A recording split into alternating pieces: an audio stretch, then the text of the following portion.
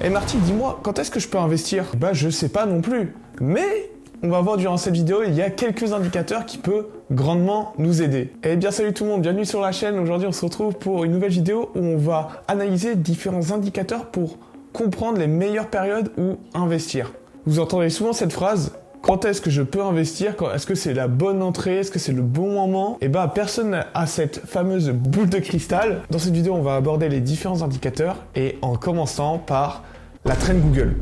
Là vous dites mais il se fout de notre gueule, pourquoi une trend Google? La trend Google est super intéressante à analyser pour une raison. Est-ce que le grand public, est-ce que les nouveaux entrants cherchent à savoir ce que c'est Bitcoin? Si on analyse la trend Google, on voit qu'à chaque top de bull run, ou du moins à chaque explosion du Bitcoin, on a toujours la trend Google qui explose et ça c'est souvent signe de top local.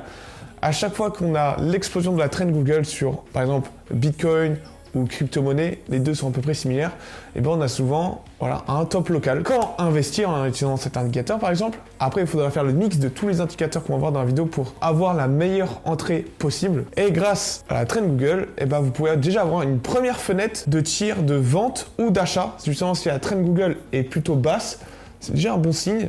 Peut-être qu'on est sur une bonne période où investir, et inversement, si la trend Google, justement il y a énormément de recherches, et bah c'est peut-être la bonne période pour vendre. Voilà le premier indicateur qui peut nous aider à savoir s'il faut acheter ou vendre. Maintenant, je vais parler d'un indicateur social, parce que oui, les crypto-monnaies sont quand même des indices sociaux, entre gros guillemets, attention. Par exemple, si Ford aujourd'hui fait une mauvaise performance, et bah alors le cours du marché va être directement impacté parce que les investisseurs vont avoir peur que justement Ford ne fasse plus de bonnes performances, etc. Ils sont impactés vers le bas, ne fassent plus assez de chiffre d'affaires, etc., etc.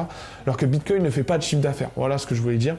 C'était important. Bref, revenons à notre question. Donc cet indicateur social, c'est tout simplement la télé. Est-ce que la télé parle du Bitcoin, des crypto-monnaies? Souvent, lorsque les médias parlent du Bitcoin et des crypto-monnaies, c'est souvent le bon moment, ou du moins, on est dans une fenêtre de tir pour vendre. Parce que souvent, à chaque fois que la télé en parle, quasiment tout le temps, on est toujours sur des plus hauts. Ouais, on est souvent sur des tops locales. Voilà, il faut absolument vendre quand la télé en parle. Pas forcément vendre à l'instant T. Mais si on combine justement tous les indicateurs qu'on va voir, ben on aura une fenêtre de tir qui va s'ajuster. Par exemple, le dernier exemple que j'ai en tête, c'est quand TPMP... Oh non, pas ça! Pas aujourd'hui, pas maintenant, pas après tout ce que tu as fait. A parlé du Bitcoin. Alors ils n'ont pas directement parlé, mais je crois que c'était une chroniqueuse qui avait parlé justement qu'elle avait des Bitcoins, etc. Et bref, il y a eu un sujet autour de ça. Et c'était littéralement jour pour jour le top local du Bitcoin là à 72 000, je crois, 74 000. C'est une folie. C'est vraiment le jour même. Ça a fait le top local. Bref, si ça, c'est pas le meilleur indicateur au monde. Le deuxième indicateur social, c'est est-ce que les médias spécialisés, cette fois, donc sur YouTube, sur Twitch, etc., font des meilleures statistiques? Est-ce qu'il y a des nouveaux qui viennent sur la chaîne? Ça, c'est super important de prendre ça en compte. Comme vous pouvez voir sur le screen qui vient de Crypto Fuego, alors je ne connais pas personnellement, je ne le suis pas forcément, mais j'ai vu son tweet passer, je me suis dit, bah parfait, ça rentre dans ma vidéo. Donc si tu passes par là, salut. Là, on a ces statistiques et on voit qu'il y a beaucoup de spectateurs réguliers qui viennent le voir, mais pas beaucoup de nouveaux. Alors qu'en bull run, il y avait énormément de nouveaux entrants, les chaînes crypto explosaient de partout sur Twitch, sur YouTube.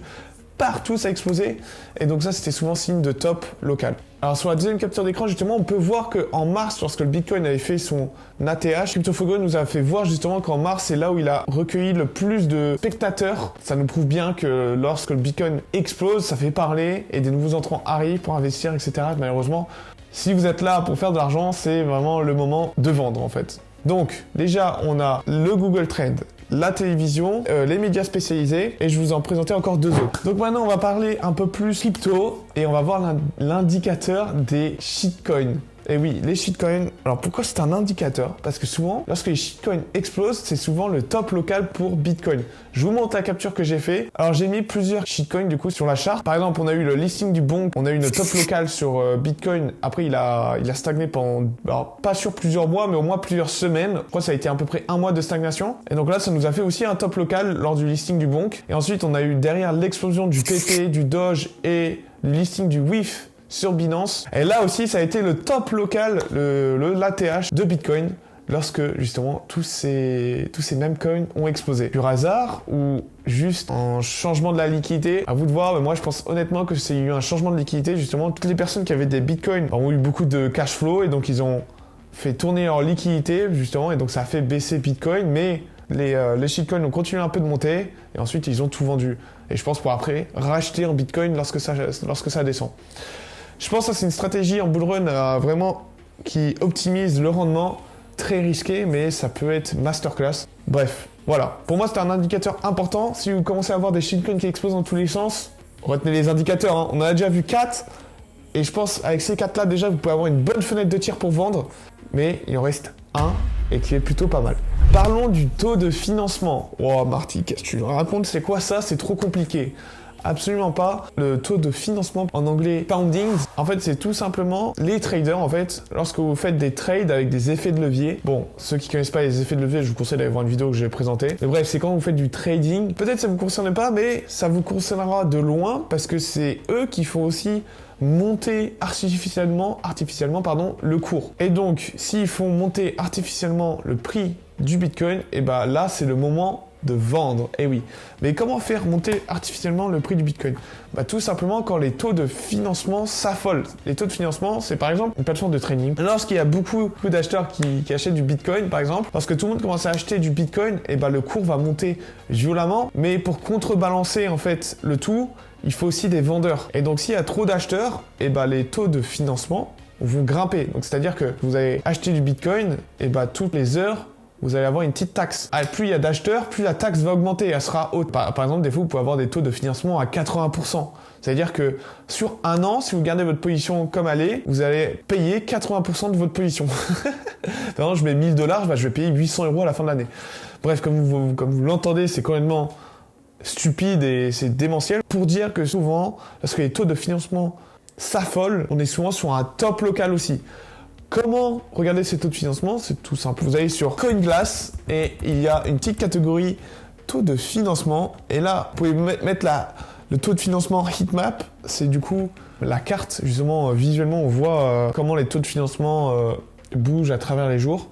Et plus c'est jaune, plus les taux de financement sont hauts. Bref, là c'était un peu plus technique. Tout ça pour dire, vous avez juste besoin de regarder la fameuse map, la fameuse carte justement, sur CoinGlass. Si elle est jaune, plus ça va vers le jaune, plus il faut vendre. Un ordre d'idée si vous voulez, si les taux de financement commencent à atteindre 60-80% sur Bitcoin, il faut absolument commencer à vendre. Pour prendre plus large, je dirais de 40% à 80%, il faut commencer à se poser la question de quand je vais vendre. Voilà, ça c'est la fenêtre de tir pour vendre, je trouve, entre 40 et 80% de taux de financement, je trouve qu'on peut avoir une bonne zone de vente. Et contrairement aussi, lorsque le taux de financement sont bas, là on a une bonne zone d'achat. Donc maintenant qu'on a eu le mix de ces 5 indicateurs, et ben là vous pouvez avoir des zones d'achat et de vente incroyables. Comme je vous ai dit, on aurait pu avoir l'ancien top avec le listing, les taux de financement, TPMP qui en parle, les médias crypto qui explosent, et on a aussi une hausse un peu du Google Trend, mais pas tant que ça. C'est pour ça qu'il ne faut pas trop se fier au Google Trend. Voilà, c'est important de regarder ça, mais c'est pas non plus... voilà. Mais si on avait regardé ces 5 indicateurs, on aurait pu se dire, bah oui, c'était évident. Et maintenant, on est où? Bah si vous regardez les indicateurs, on est sur la bonne période où acheter. Donc si jamais vous avez un peu de liquidité, je vous conseille toujours de mettre par mois, acheter tous les mois un peu de Bitcoin. Surtout là, c'est vraiment la bonne période pour accumuler avant septembre, je trouve. Donc allez-y, foncez. Moi, je trouve qu'on est sur une bonne période d'accumulation et les prochaines semaines nous réservent des bonnes surprises.